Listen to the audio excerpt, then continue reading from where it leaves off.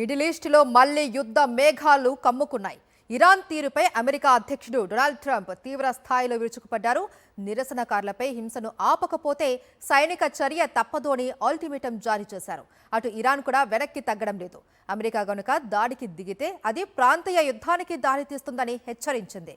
Ankara వేదికగా దౌత్య చర్చలు జరుగుతున్నాయన్న వార్తల మధ్య అసలు ఏం జరుగుతుంది? ఇరాన్ తీరంలో అమెరికా నౌకాదళం ఏం చేస్తోంది? అగ్రరాజ్యం అమెరికా ఇరాన్ మధ్య పచ్చగడ్డి వేస్తే బగ్గుమనేలా పరిస్థితి తయారైంది. ఇరాన్ వీధుల్లో రక్తం ఏరులై పారుతూ ఉండడంపై యుఎస్ ప్రెసిడెంట్ ట్రంప్ తీవ్రంగా స్పందించారు. సొంత ప్రజలపైనే హింసకు పాల్పడుతున్న ఇరాన్ ప్రభుత్వానికి ఇక సమయం మించిపోయిందని ఆయన ఘాటుగా హెచ్చరించారు.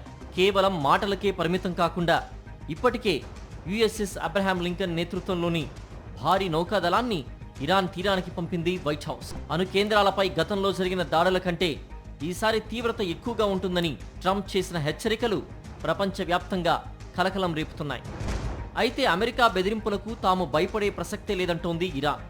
అమెరికా గనుక కయ్యానికి కాలు దువ్వితే అది కేవలం ఇరాన్తో ముగిసేది కాదని, మొత్తం మిడిల్ ఈస్ట్ అంతా యుద్ధ జ్వాలల్లో చిక్కుకుంటుందని సుప్రీం లీడర్ ఖమేనీ ప్రతి హెచ్చరిక చేశారు. మరోవైపు యుద్ధం తప్పించాలని టర్కీ, సౌదీ అరేబియా వంటి దేశాలు ముమ్మర ప్రయత్నాలు చేస్తున్నాయి.